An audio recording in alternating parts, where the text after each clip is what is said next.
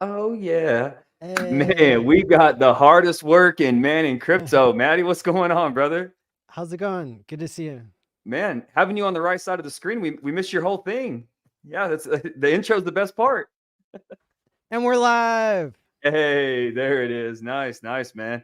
Brother, it's a pleasure to have you on. Thanks for coming on and linking up with us a little bit before the conference, man. How you feeling? You getting excited for this thing? Oh yeah, this is going to be the best year ever. Yeah, yeah, man. I've been excited. I've got a chance to to talk at a few of the things you've done in person. We got to talk in the other day behind the scenes. When I literally was sitting there in the airport because I got times all screwed off when I was in Miami, and then I literally flew to the conference right after I got off streaming. So yeah, there's been a lot of fun moments, man. Just between me and you, let alone all the other crazy stuff you've done in the conferences, man. They're world class, brother. Well, this community makes all the difference, and it's really unique in crypto. There's no community like the Hex community. And yeah, so this year is going to be better than ever. I didn't realize until yesterday that we're going to set a new record for the most speakers at a Hex conference. Previously in 2022, we hit 100 speakers, and this year there's 102 people scheduled. See, this is good inflation. I'm here for this That's kind right. of inflation. Yeah, we're here for this, man. Yeah. Um, yeah, I mean everything, right? So with this one, this will be the first one where now we're gonna have Hex on another chain. We've got all the other things going on with it, so it's we're gonna have more speakers. Man, I can't wait. All the cool stuff that you've done with we don't want to bury it too much, but some of the AI and going for the records. I mean this is gonna be a sweep. I think. I mean we're everything, man. I'm genuinely pretty pumped. I think I've told you once or twice on some of the events because I get I'm so lucky. I get to spend a lot of time with you guys. Sometimes I'm like, oh, cool, it's another meetup, another thing. And then the closer it gets, the more I'm like, actually pretty jacked about this. I think this one's going to be special, man. I'm actually very very pumped. Well, the slight change to the schedule is tomorrow afternoon. We're going to be doing a practice run for this segment called the world record for most YouTubers live, all on one screen. And so that, is just going to be a tiny little taste of what it's going to be like to have, 100 plus people on screen all at once. Originally, we had it scheduled where it was going to be the actual event the afternoon kind of before the 4-day conference started. And then I realized, whoa, it's going to be way better if everybody hears about it and gets a chance to sign up over the 4 days of the conference. And then the following Saturday afternoon, that's the 13th, then it'll be the official world record attempt. So the HEX conference is kind of spanning across 2 weekends here, even though the core part is going to be the 4 nights in a row starting Saturday night tomorrow, 6 hours each night. And each hour, there's going to be something different in terms of different panels, topics, groups. The first hour of the HEX conference this year is going to be one of the most exciting, although I'm sure they will all be. Tomorrow night, we're going to have kicking off Johnny Chaos and Lamont Black from the Highest of Stakes. We're going to have those two sit down and talk. I bet a lot gets said. Those two guys will get it. Well, yeah, Johnny's one of the most beloved characters in the Hex community. Even though he never wanted to be popular, he just is because everybody loves his values and ethics and personality so much. And then Lamont Black, he used to work at the Fed, the Federal Reserve. He's an economist. He currently works at DePaul University as a crypto professor. And he was the Hex skeptic in the movie.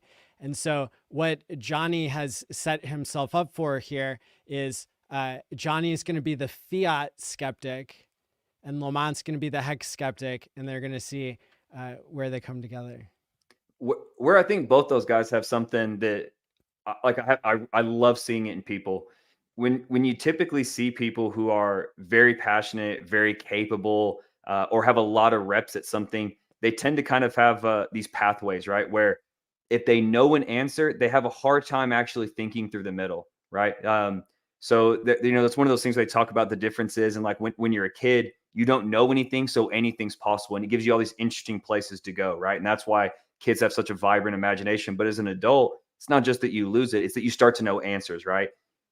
There's rare people that are like Johnny and I think like Lamont, who are both really gifted, really passionate, have a lot of reps, but they're not so locked into these things that they can't Mm. work things out, that they can't brainstorm, that they can't look at all alternative ideas and actually work through them with some intellectual honesty. So they're great on their own, and yeah, I can't wait to see those guys talk. I think that'll be a really neat event for everybody. Yeah, yeah, that's a good read on both of them. And of course, Lamont, even though he played the Hex skeptic in the Hex documentary movie, which came out just recently, um, he has Chill, chill. since appeared on many Hex broadcasts and kind of declared himself a Hex economist. So it's not that he's necessarily talking about how much he's bought of Hex, but he's so fascinated by it. He's turned into somebody who's studying it and who's commented that our community is very unique in crypto and something that he's excited about. So it's a very positive framing that he's come to after being the skeptic. Like that's what you want, in a lot of ways. I think we see that across the board with a lot of the people that are in the space. And like when you come from different backgrounds and perspectives, you challenge different things, you want to pull different things apart, and we end up getting a lot out of it. So yeah, I mean, you just love to see people who can come in with the direction and just just kind of chew the fat a little bit on an idea and see where they land. And yeah, I know that he's even talked about he's added to some of his curriculum where he actually brings it up as some lessons and talks about some of the concepts there. So it's massive. And that stuff, like understanding some of the stuff around economics is so important. Again, it's what it's what brings a lot of us to the dance. Hex. I said that the other day on the show. I saw a lot of people comment, thought it was funny. Hex is the one that brought a lot of us here to the dance, but you grow so much from that. Again, it's why the community is the way it is now. We see it with some of the stuff that we're working on, with some of the stuff that you're working on with Hex on 2 chains and PulseChain. You got to learn how this stuff works, and yeah, we grow whenever we have to go through these things. So yeah, I love it, man. Like we got an economics guy, an ex-Fed guy in here teasing us, giving us a hard time, learning about it, growing, and challenging at it, his own knowledge. That's everything, man. Absolutely. And then contrast that to another segment of the first day of the Hex conference tomorrow. On hour 3, you're going to see 25 different people give testimonials for 2 minutes each. And I think that there are going to be a ton of gems in there as well. It's going to be a different speed and a different story, I think, than Dr. Lamont Black and Johnny Chaos debating or coming together or whatever they do in the first hour. But kind of just as a preview myself, I saw a post on Twitter today, somebody who said, this is Hex Geta. He said, basically, I'm a nobody in the community, but I bought it 30 cents. And that's when he first found out about Hex. And ever since then, he's been DCAing, believing even more, even after the price did what it did. And apparently he has been such a believer and been working so hard and has like no expectations, the perfect attitude to have to really do well in crypto. Like we all, a lot of us came in and bought the top of Bitcoin, whichever cycle we came in on. But yeah, he said he worked his way up to like being almost a dolphin already. And I'm like, wow, that's going to be a really powerful 2-minute segment. And then there's going to be 25 other of those, all at the same time. Can't wait. We see that with everything too. I don't want to go too long down the story, but a person who's kind of a mentor of mine. He sold a business, and one day I thought someone was coming in looking for a different subject, but anyway, I got confused. I was going back with the guy because he was asking for my mentor, and like he doesn't really like take calls. So I was like, well, who are you? And this guy's a multimillionaire, he took the time to list $40 worth of furniture blankets on Craigslist. So like, Mm. what I'm trying to get to is like mentality is just so important through and through, right? So, you could say, oh, well, don't buy the top or XYZ.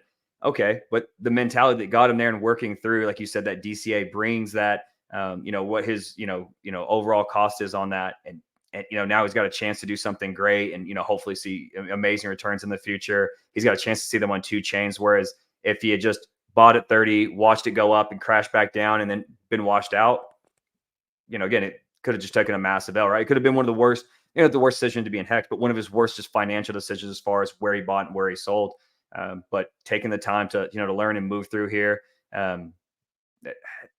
That's the stuff I'm really big on, is like the thought processes that get us to things, right? So everyone can say, oh, well, I wish I had bought it less than a penny. Oh, I should have bought Bitcoin at 20 cents.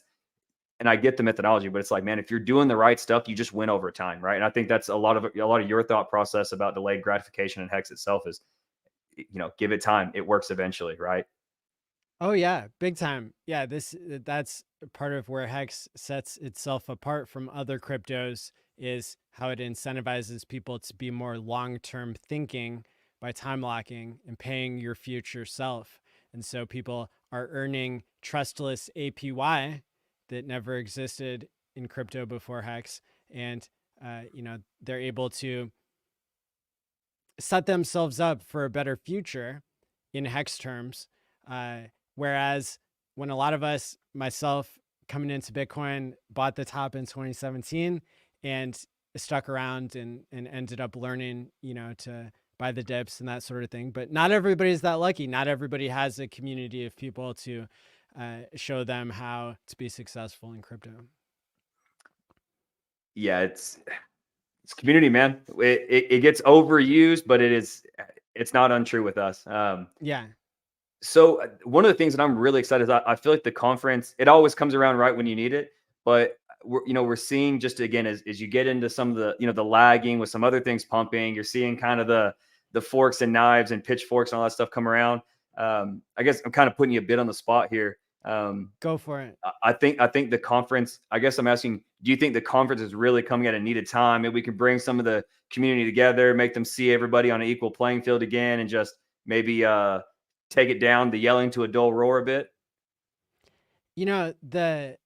The ups and downs that the HEX community has gone through on the price chart, that's, I think, kind of what's been needed, even though it's not what everybody wants, right? Everybody wants the number go up technology to be unlimited and, to just kind of make it so easy for you. But at the end of the day, the periods where the price goes down, that's an opportunity for people who are putting their new economic energy into the system. It's an opportunity for people who are holding liquid to decide to do short stakes or long stakes.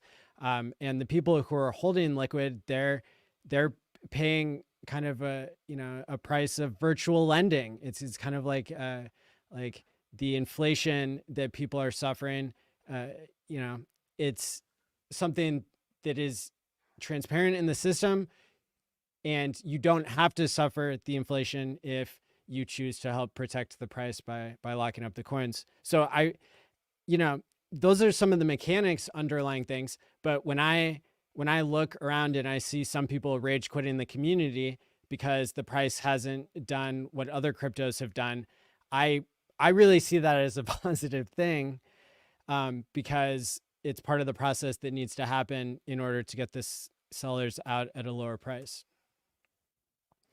And it's almost tricky to word this quite the right way, because it'll kind of feel like hope a bit in certain things, but it's almost like if all you're trying to do is like hit that 1000x or like get rich, it's tough. I think that it adds a lot of difficulty in crypto, because it'll push you toward extremes, right? Whereas if you look for some of these, when I say community, not everybody, it doesn't always mean the same thing to everybody, right? So a lot of us do happen to be close, and it gives us some comfort and understanding. And a lot of times it's just the ability to bounce around certain things, or maybe it's a bit of, sounds funny, emotional support for when that chart is down, being like, all right, well, oh man, I'm a wreck. Nah, Maddie's still here. We're good. You know, that kind of methodology. So people can take different things from the community or contribute in different ways.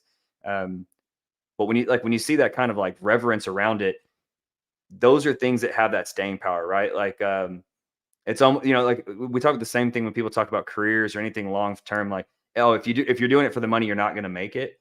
And it's because along the way, it won't be worth it in the moment, right? So if you bought at 30 and you don't understand you have T shares, you're not thinking delayed gratification, you're not involved in any way, and you're sitting in, you're staring at 5, 6 cents as it goes down, it's just not worth it. And you eject from the system, and you take that L. But when there's more to it than just the chart, then you're not governed by the chart. And I think that's where I'm getting at, where like it can't just be the chart. I'm not trying to tell people not to make a lick. I'm not telling people to be communist and not capitalist or any of those things. What I'm getting at is crypto's too volatile. There's too much that goes on. If you're going to live and die by the charts, there are just so few people who can live in that world in a positive way or will come out successful. Another thing to keep in mind is that HEX, the all-time global average price paid for HEX is 6 cents. And in the past year, since the last HEX conference, HEX went up to 12 cents. So the average person who bought HEX ever in its history could have sold on a double in the past year.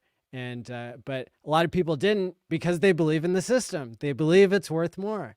And so, as that continues to play out, I think that just hardens the group of people that are time locking, that are making long-term plays, that are accumulating. And I mean, boy, the numbers get even more extreme compared to what the perception is versus the reality when you look at like PulseX, because or PulseChain, because that's up infinity% because people sacrificed. So first of all, that has never been done before in crypto. And people can call that cobalt they want, but those are the facts. And it's fine if somebody wants to disagree with me, but it was a sacrifice for no value. You got airdropped coins. Compared to there's no such thing as a sack price, but a sack rate, the rate at which you sacked, you could have sold. There were plenty of hours or days to sell it at 3.5x for PulseChain when it launched compared to the sack rate. And so, I mean, that's pretty incredible that you had $1 billion of economic energy go in to that, plus $700 million or wait, no, it's backwards. It was 700 million for PulseChain, $1 billion for PulseX. And all of that now needs to get dissipated from back when the price of HEX was so high, when people sacrificed. And so, I think also with all the projects launching that also ran sacrifices, like now we're going to start to see something that we haven't seen before in the RH ecosystem with it, which is all these things being built and all this value being created, which is going to end up going to the people who believe. And as those things grows, like I brought this up a few times in different things in crypto, where we had a narrative that we've said for a long time, but it wasn't true, but it's true now. And I think some of the things about a lot of these different projects is that now you can stay in the system, right? Like there's tools that you can actually use. And I'm not saying not to take profits or not to take value out, but you don't necessarily have to just swing trade cycles and be like, all right, this is probably the top, cash it to zero, come out and just wait for blood in the streets, then come back in. There's so much of these things you can actually use now, whether it's the way these off ramps can work. They're getting better and better at trustless ways. There's a lot of people in the community working on more and more things. But like, again, like the Coast guys, right? You can maintain a bag, keep those things in something like USDL. You can lock it up through the tough times with things like Time Pays Me, all these kinds of things. And then you can come out through Coast when you need to take care of, more real world things. It doesn't have to be this dollars in, hope it goes up, then come back with dollars out. And I think it's not only going to be more about what crypto is really intended for, but it eventually affects the price, right? Like the more value and more energy that stays in these things, like the higher they eventually go. So I'm really excited that DeFi was kind of like, it was the, DeFi summer. but that was DeFi summer about charts. It doesn't mean that like a lot of this DeFi stuff was here, but now the DeFi is here is like functioning and using, and we're seeing massive participation, and that's got me super excited, man. Like I think there's if people want to be upset and they want to stare at charts, there'll be plenty of reasons to be upset. But I think if we're looking at basically every metric going into the conference, people should be excited. There is a lot here and a lot coming. You see the small things, some of the teams that built the bot, boom, now onboarding's a little smoother. We see fees drop from the bridge. We have more vaults than Liquidity just in 35 days. Like those are not small things. Those are not small things. And there's a ton more coming that I think will be really, really valuable overall. So I'm excited to see what a lot of the community says.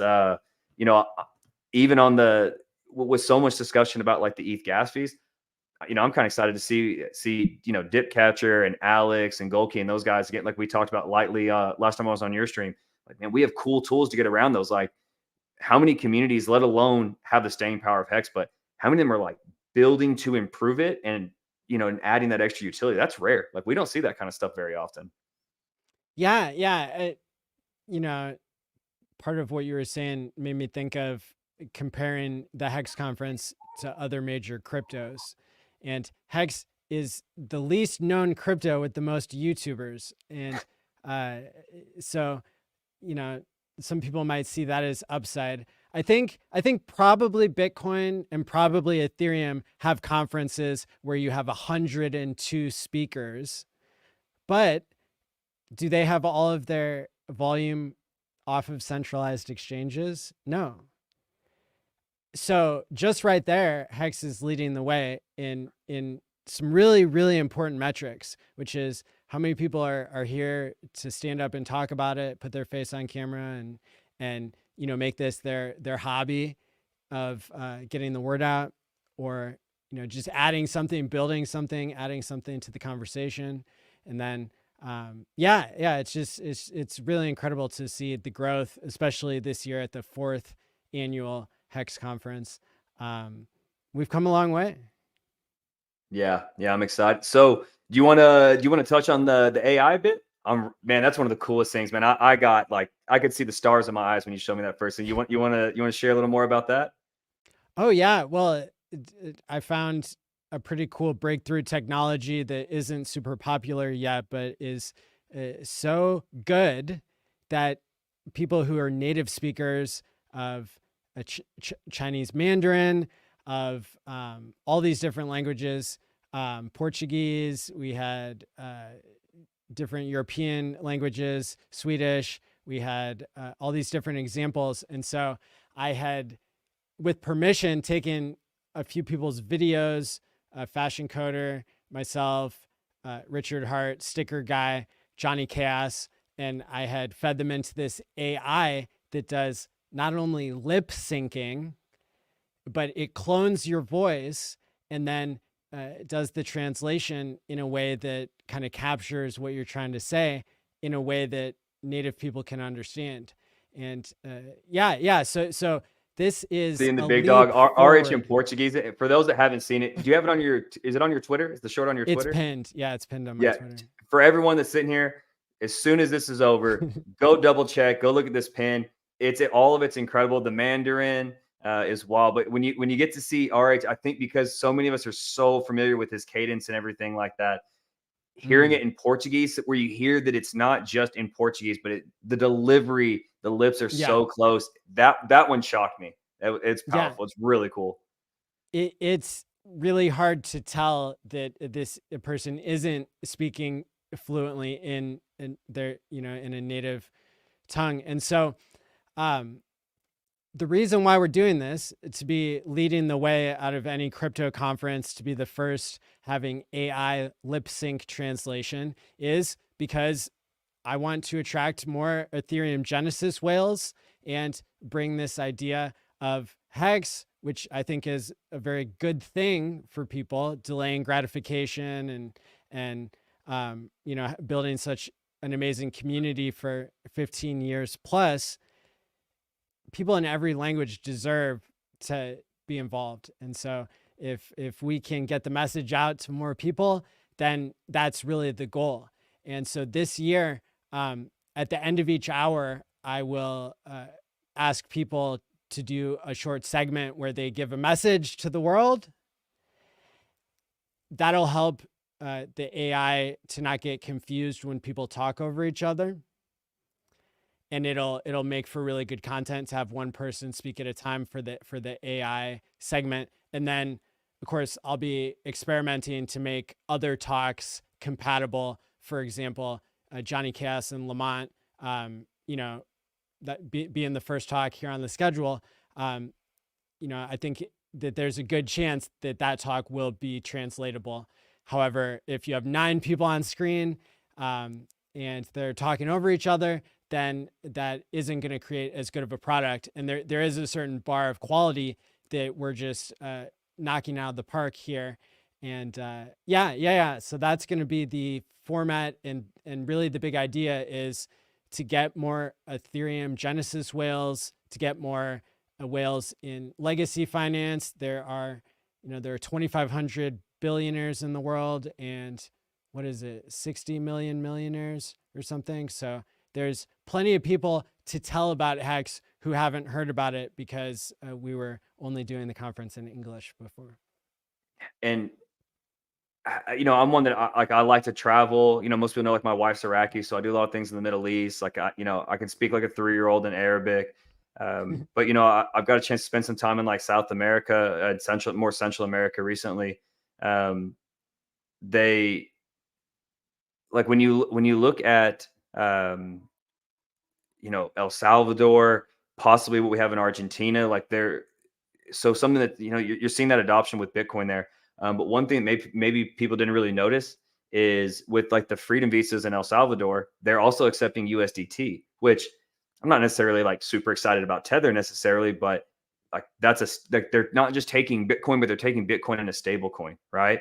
That's a big deal. So if you see that at the government level, like you're going to see the people who are wealthy in those countries, it'll be more normal to them. We're probably going to see an increase in adoption in those areas, not just for general commerce and peer-to-peer, but those players, as being more comfortable with it, seeing it more day to day, will likely take a higher allocation in it. And like that's not a small thing.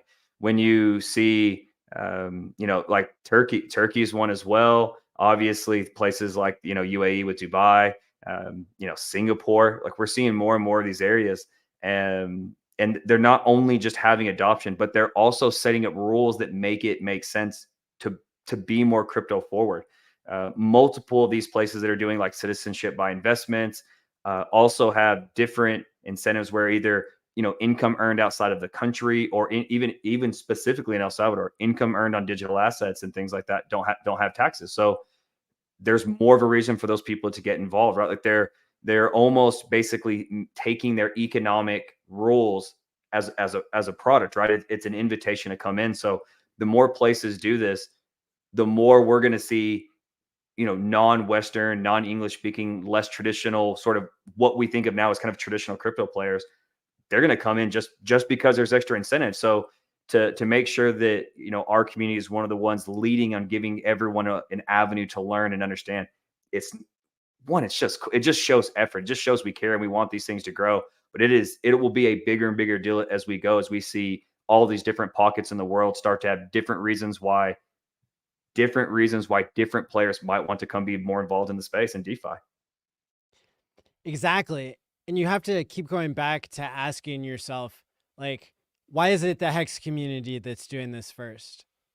Why isn't it the Bitcoin community or the Ethereum community that is first to be able to translate with AI technology into other languages? I mean, people can answer that question for themselves. But for me, I think it has something to do with our long-term vision, our relationship with our future selves, and just all of the emergent properties that has. Sure, I mean, you could say it's because HEX people are smarter. Maybe it's not because they're time locked or something. But at the end of the day, Johnny made a great post of all the things HEX has been first at. And it's like, having the most DEX volume out of anything ever. When the technology was invented to do decentralized exchange, which I think is one of the top 3 inventions in the history of crypto, HEX was leading the way, was first, and had the most volume on chain. There have been so many things that HEX was first at, and this is no different. And so when you put together all those pieces of information, it really begs a very interesting question of why do we keep leading the way, and what's that going to look like into the future as people progress? So I have an interesting little anecdote that I a lot of times I think of as a lens to like try to view other things. And crutches will only help you walk faster if your leg's broken. Mm. So a lot of the other, different communities for different reasons, if they're backed by big VCs, if they're Bitcoin or something, like they're so already connected or on Coinbase or exchanges that they basically just say, hey, let's just let's keep pump our ticker, right? That's what it comes down to for a lot of these different sources. They've never had to really push DEXs. They've never had to build multiple front ends. They've never had to maybe build a chain because they're not comfortable with the S load. They probably don't know what S load means. Like, Yeah. because that we've had so many difficulties thrown at us, we tend to be not just having to find problems to those solutions, but we go and find problems to solve things, whether it's things like HSIs, pooled staking, a lot of these things. It's because we don't have these built-in handicaps, where we're, VC fed or having to, live and die by a Coinbase listing, right? We, Exactly. Pulse had a listing. Most people probably never used it. They were excited it was there because it's usually a bullish thing in crypto. No one used the thing, right? So I mean, again, I think that we will see some of those things continue to come onto the chain, but we don't have to have them, right? They're not crutches for us. They're add-ons and additions, and I think that that's some of it, right? Like, one is we've got to have somebody made a joke the other day about having like a Survivor or like a Big Brother kind of like reality show with the people from the community, and that would be the funniest thing ever. Like, that's a perfect, like that's kind of what I'm getting at. We're such a eclectic group of people that again, when we come through these things, like, we have that mix of, well, what if we do this, or a Johnny Chaos, or yourself, that are just, more meta, thinking about all these things. And then we got our wizards, the professors and gooses, and Alex, and Dip Catcher, all these guys are like, yeah, that's a good idea. Let me just get to work here and start whipping that stuff up. So it's crazy for us, and I think a lot of it is because we've had to solve problems and go do cool stuff.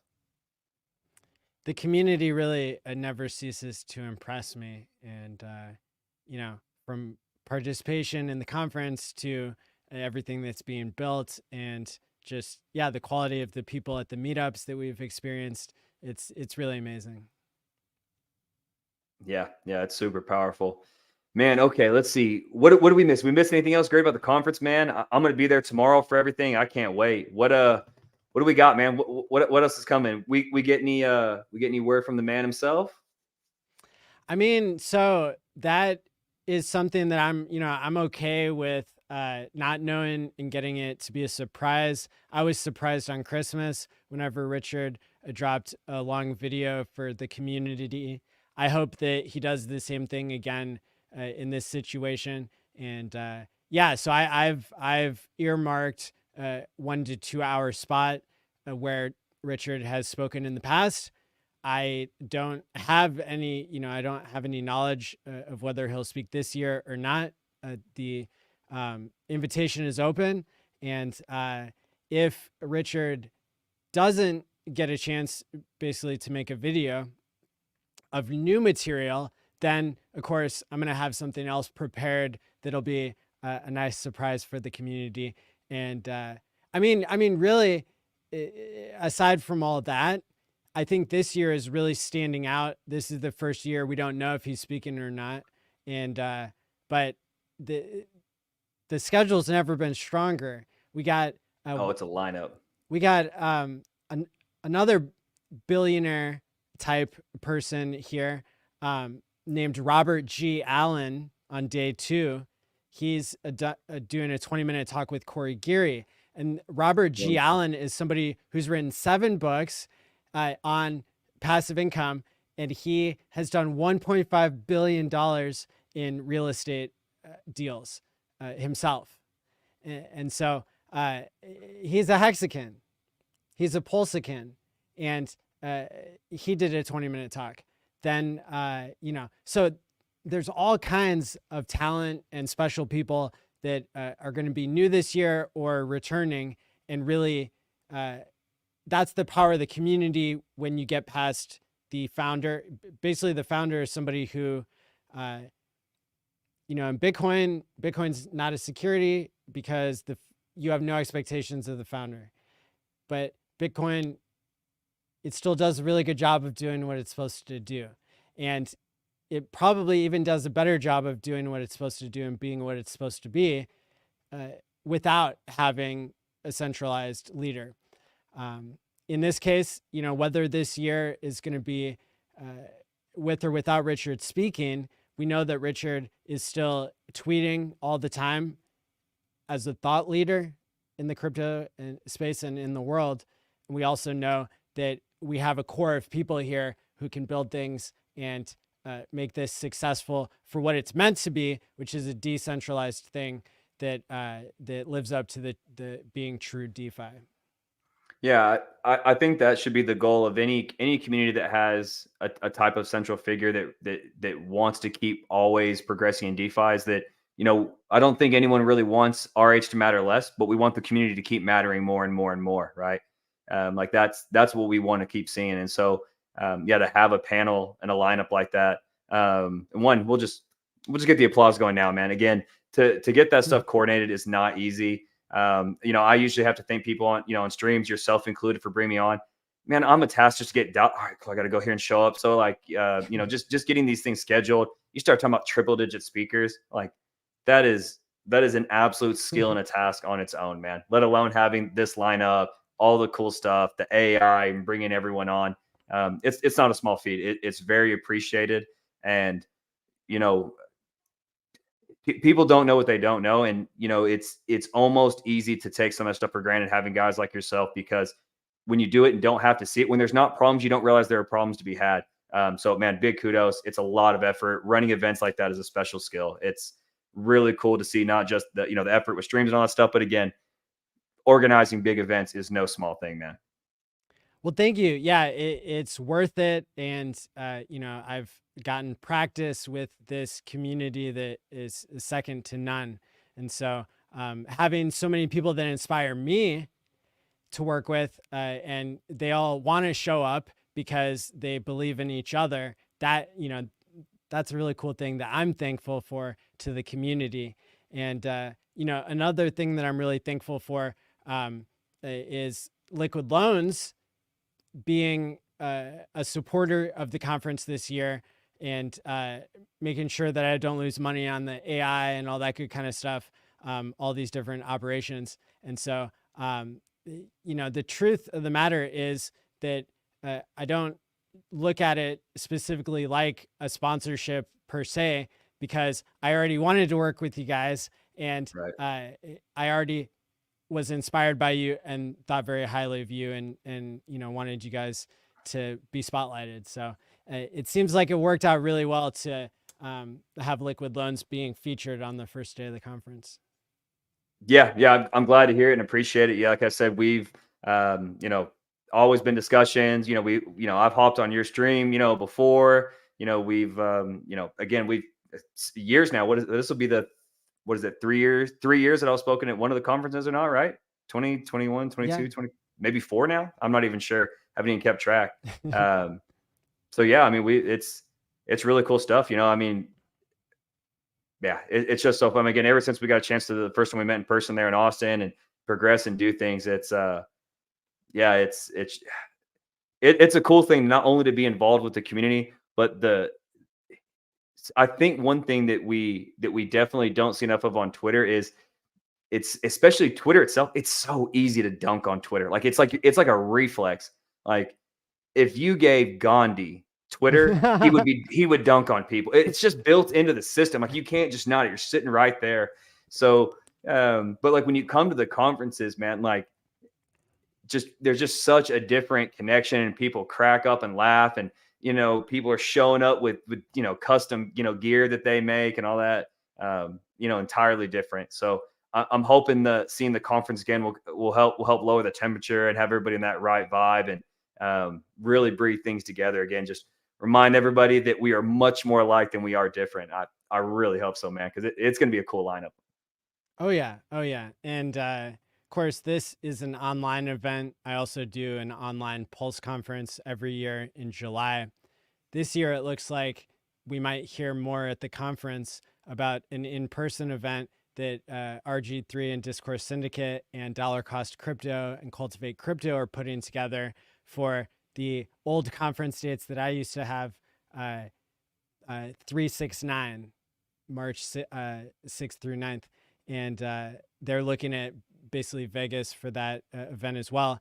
And unlike maybe other communities where there would be like a competitive factor that spoils relationships or something, I'm thrilled that I'm not going to have to put on the in-person event that they're doing, and I'll get to attend it, and I'll get to enjoy myself just like everybody else, because I like being on both sides of the equation. And Yep. these are people that I trust, whereas in the past there have been people who put on in-person events that were not trustworthy and ended up stealing from the community. And so that is something to look forward to as well when you're talking about the magic of meetups. Now, I did want to just like get this in there that I wasn't just saying that liquid loans is inspiring to me. I want to explain a little bit more why. Basically, having a stablecoin that's backed by the chain coin itself, that's really, really, really, really important, I think, to having an ecosystem that is true DeFi. And it can't be overstated how much of a killer app a stablecoin is. However, all the billions of dollars of stablecoins out there in the world right now, they are basically an IOU for a bank. And that's the system that crypto is trying to get away from. And so I see a lot of hope with liquid loans, and I want more adoption from the whales in PulseChain, in HEX, in Ethereum, in Bitcoin, all these places. I really think that these whales need to pay attention to liquid loans, get familiar with what you're doing, and you have a lot of great tools there on your website. The AI that you have built in, the AI assistant that I go to ask all my questions about liquid loans. You have the very difficult test where people can quiz themselves on like 50 questions or whatever it is, and really come out with a good idea of how much you understand and how much you don't of the system, because it is going to take big players to participate. And I'm hoping that big players participate in what I consider to be true DeFi, which is liquid loans, compared to USDC on Ethereum, where they're censoring transactions and having basically an IOU to a middleman versus what liquid loans has. So that is why, in particular, I can say I'm not just saying it, that I'm inspired by this technology, but and then all the marketing stuff you guys do on top of that, and your voice in the community being one of the best spoken hexicans out there is really cool. Very, very appreciative, man. I echo all those same sentiments. And speaking of one of those, Mr. 2E70 is one of the whales that you would want to be doing cool things in the system. He has locked up over 100 billion PLS and minted just shy of 3 million USDL by himself. So he is definitely the big fish in the LL pond currently. But we have 3 players now that are all USDL millionaires that have minted over 1 million USDL by themselves. So obviously, again, we like so much of the cool stuff in yield, but again, just to bring it on yourself, if people go back way before I was part of the team, the very first stream I ever did talking with Matt back on LL's channel, I was like, man, I like the stable coin. The same thing that you just spoke about. Like that was what I was like, no, man, I want a legit stable coin. Like of all the things so far in crypto, the things like Bitcoin and Hex are some of them. But the other killer app has been stable coins. And so to be able to take the best parts and remove some of the worst elements is massive. So it's very, very cool to see those guys doing that. And to think that, when you look at what it would have taken not that long ago to be able to issue something like a stable coin, and then to have individual people be able to mint $1 million of it themselves, like that is not a small thing. Like that is really, really powerful, and things that could not have been done before these tools in crypto were built. Like that was not a feasible thing. So it's massive. It's very, very cool to see. And we're seeing more and more participation at that level. And I can't wait to see where it grows in the ecosystem just across the board. We'll have, and when you have that, then it gives you opportunities to use those things in like liquidity pools. It allows different types of commerce to happen in other places. It allows different pricing mechanics to work across. Obviously, there's fundamentals with it. It's no small thing, man. And I'm glad to hear you shine on the DeFi, the use case, the utility of stablecoin. Those are the things that speak to me the most as well. So I'm very glad to hear it. And yeah, I hope the other whales hear that these three whales have done it, because whales tend to follow each other and look into things once they see people making moves. And so 2E70. that'll be exciting. Y'all follow the big dog. Yeah. Well, cool, man. Let's see. We're coming on around about an hour, man. We miss anything? I think most people are excited. I've had a few people reach out. Again, I talk to so many people on a daily basis. I think just today and yesterday, I've had 4 or 5 people that were like, "Oh man, cool. I'm excited to see that you're going to be talking at the conference." Just without anything else coming, really excited, man. People are jacked for it, man. This is going to be probably the best 24 hours of content over a 4-day period that we've ever seen come out of the HEX community, because we have such quality people, and we're going to get them all together for a 4-day event. So really excited for this. And go ahead and spread the word and let other people know.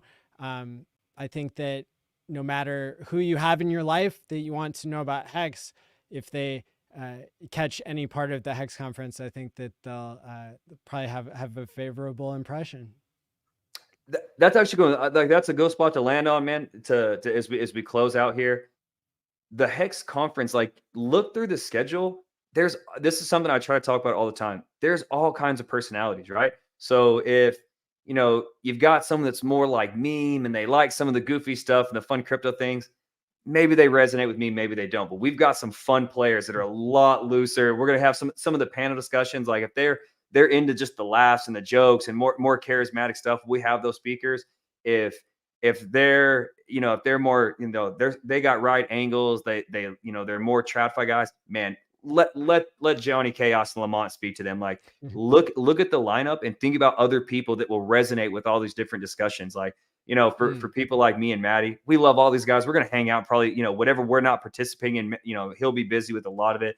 I'll speak, but I'm going to listen to half the other people just because they're awesome and I like supporting them. But look through there and try to think about, shouting out to the players, hey, make sure you catch this talk. Make sure you catch these guys. Hey, you're really going to like to talk to this one, and try to pair them up, right? Like we got a lot of different personalities, a lot of different speeds, and, let everyone pair up and sort of, read the room a bit. And make sure you put like with like, and there's a lot of great speakers, man. So there's something for everybody in that lineup.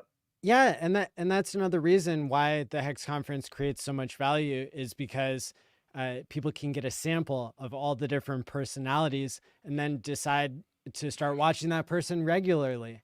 And a lot of the people speaking have regular shows, and so you get to get a perfect sample, and then be set with which content creators you're going to follow more closely over the following year.